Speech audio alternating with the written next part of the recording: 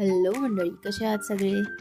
तर आज काही जास्त भूक नव्हती, तर म्हटलं चला आता काहीतरी हलकंसं बनवावं.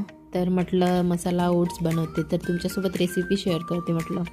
तर तुम्ही बघू शकता जे काही व्हेजिटेबल्स असतात ते घ्यायचे, जे तुमच्याजवळ अवेलेबल असेल ते. मी घेतले आहे पत्ताकोबी, शिमला मिर्च, गाजर, वाटाणा, टमाटर, कांदा, मिरची.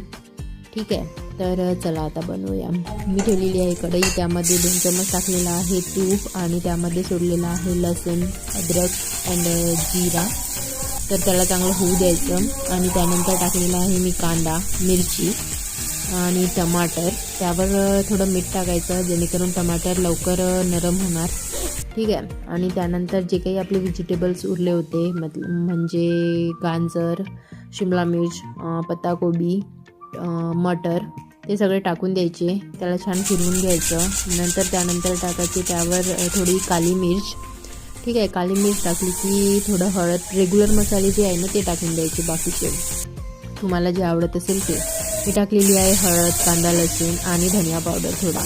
ठीक आहे, त्याला ज्या भाज्या आहेत त्याला थोडं होऊ द्यायचं ते त्या तुपामध्ये. नंतर त्यात टाकायचं पाणी.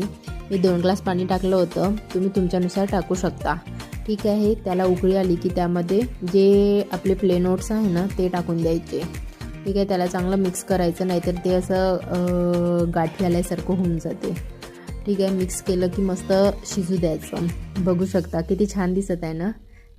त्यानंतर त्यामध्ये थोडं ॲड केलं होतं मी मॅगी मसाला जो आहे ना तो फक्त टेस्टसाठी ॲड केला होता, बाकी काही नाही, जेणेकरून त्याची टेस्ट खूप छान लागेल.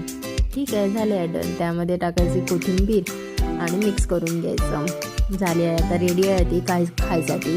ठीक आहे, हे बघा मी आता सर्व करत आहे, तर तुम्ही बघू शकता. चला तर भेटू नेक्स्ट व्लॉगमध्ये. बाय.